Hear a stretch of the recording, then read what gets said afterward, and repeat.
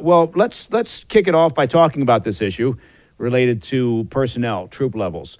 What's your understanding of where the Russian military is currently in terms of replenishing the numbers that they're losing on the field? Yeah. So currently, the Russians seem to be able to maintain a volunteer recruitment campaign that is able to meet and probably exceed the current casualty rate that the Russian forces are suffering in the theater. Let us remind the listener that the Ukrainians impose about 35 to 45,000 casualties killed and wounded per month, and the Russians have consistently been able to recruit up to that level. But we got some data points recently that suggest and give us a nice sense of what the current Russian recruitment level is. So Vladimir Putin just last week mentioned that the Russians recruit about up to 60,000 troops per month. I don't have any independent confirmation of that concrete integer, but it's consistent with the other data that we've seen. The Ukrainians have provided their counts for the casualties aggregated over the course of a year, which roughly equates to a number similar to that. We know that in previous months, about 6 months ago, the Russians were recruiting closer to 35 to 45,000 per month, about a one-to-one for their replacement. But then, of course, in his Senate testimony a few weeks ago, the commander of American EUCOM, General Cavoli, mentioned that the Russians were reconstituting and generating forces at a faster rate than what most Western analysts had expected. So this higher number is sort of consistent with those various different factors. But I want to make a very clear point here. The Russians, in our assessment, are not going to be able to recruit 60,000 guys per month indefinitely. The Russians are employing some very clever tactics to try to maximize the number of recruits that they can get. And they're doing things like putting forward these insane, very expensive one-time recruitment bonuses, the current being about $35,000 to $40,000 a pop just for your sign-up. And oftentimes what they'll do is they'll employ them with these temporary surges. So you're only eligible to get that sign-up bonus if you sign up, say, between, May 16th and May 27th. So they'll put it up there for like a week. And so if you sign up during this time, then you can take advantage of that juicy deal. And look, you can certainly try to squeeze the juice that way. But in terms of a sustainable training pipeline, a sustainable force generation pipeline that can do this for many years on end, this is not looking particularly financially feasible, especially as we watch the damage this is doing to the Russian economy and their sovereign wealth fund. Mm-hmm. Now, first of all, well done you for using the phrase concrete integer. That's the very first time that's been uttered on the Situation Report. And while you were talking, I was busy looking up what it meant. And I realized you were just referencing a number. So, yeah,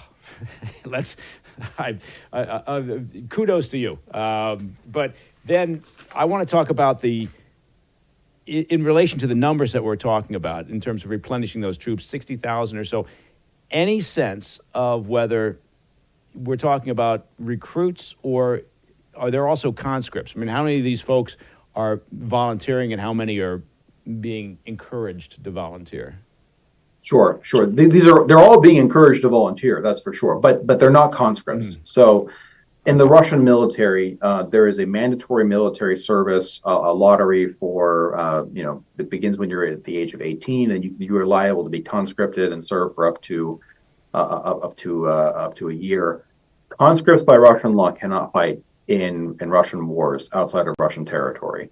And the Russians have made legal amendments to that include the parts of Ukraine that they've annexed that the Russians legally define as Russia. So conscripts can't fight in Ukraine. And this is a big red line for the Kremlin. In a few instances, scandalous instances where conscripts were sent to go fight in Ukraine, that resulted in some major blowback and some major instances. And Putin had to, find fall guys that he threw under the bus for that, and families were compensated and all of that. So conscripts don't fight in Ukraine. The Russians, in their own legal classification, they have a class of service member that they call volunteers. And these are volunteers that are going to go fight in Ukraine. Now, the way that the Russians try to get the volunteers are multifold. Number one, they'll offer you tremendous financial incentives to go and volunteer, and that's the way that works. But what they'll also do is they'll recruit from the conscript class. So, for example, say you're an 18 to 25-year-old Russian man, and you're wrapping up your 1 year compulsory service because you're a conscript. Well, what the recruiters will do is they will go to you and they will say, hey, you really want to sign this volunteer. You want to now change your status and change it from being conscript to volunteer so you can go fight. And we're going to give you all this money and we're going to promise you this, that, and the other thing and try to make it look really good for you. And then that's how they get you. There are also instances where sometimes the conscripts are pressured, or they'll go after Russians that have debts, remittances. They'll go after criminals too. A popular tactic now to get out of debts or student loans, or to be able to absolve yourself of a criminal record, is go volunteer in Ukraine. You're having problems with the law. Well, you won't have to go to that court hearing if you go volunteer to fight. And so these are the various different ways that they get to that number. Okay. What's your understanding of the level of training? I mean, if we're talking again, if we take that number as a baseline at this stage anyway, 60,000 or so a month, what type of training are these new recruits receiving before they're kicked out the door and out to Ukraine? Yeah, so it depends on the type of unit that they go to. So specialists get specialist training. So if you're going to be a drone operator or a radio man or an electronic warfare engineer, you will get more specialized training, and typically those are specialized conscripts that will be recruited for specialist roles, and those are really the very creme de la creme special sort of things. Now, the vast majority of the so-called unwashed masses that just get sort of funneled into light infantry, frontal assault, suicide squad sort of stuff, they'll be lucky if they get up to a month of training. And when you watch the combat footage of when they go and fight and how they're deployed tactically, they are wasted at scale. I was just in Ukraine last week, and I got a data point from a senior Ukrainian officer who told me that Ukrainian forces conducted 5,000 FPV quadcopter drone strike missions just in the course of one day. And those were missions that were being flown against individual infantrymen, against vehicles, against tanks, that sort of thing. So those guys, they're basically given a rifle and maybe some basic, team or if they're lucky, platoon level training, and then at that point they're basically just sent off. Okay, what do you at this stage of the game? And because the numbers have always been difficult to pull out and have any confidence in them in terms of fatalities, casualties on both sides. But have you heard a number at this stage that you feel is somewhat credible when we're talking about casualties on the Russian side? If we're looking at, again, let's look at the whole war in total, and then if you've heard any numbers that make sense in terms of monthly losses. Sure. So it's ebbed and flowed in terms of the monthly losses, depending on the tempo and the different phases of the war. My current running assessment is that the Russians suffer about 35 to 45,000 casualties killed and wounded per day, per month. So it's roughly a casualty rate of about 1,000 to, depending, 1,200 or 1,500 guys a day.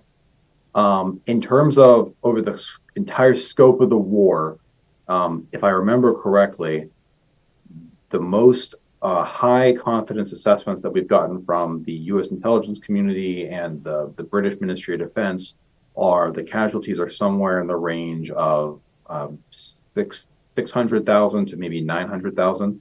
I believe that's the Russian casualty count, if I recall. But I want to be very clear. I don't think anyone actually knows. I'm confident that the Russian government doesn't know. I'm less sanguine about U.S. intelligence estimates as well, because at the end of the day, in order to count the casualties, you actually have to physically control the territory. And even then, it's actually very difficult to do. So these are always going to be ballpark estimates. Hey, thanks for tuning in. If you enjoyed this video, don't forget to hit that like button and leave a comment, a really positive, nice, and kind comment. That would be appreciated. And if you're not already subscribed to our channel, make sure to subscribe and turn on notifications so you don't miss any of our daily updates.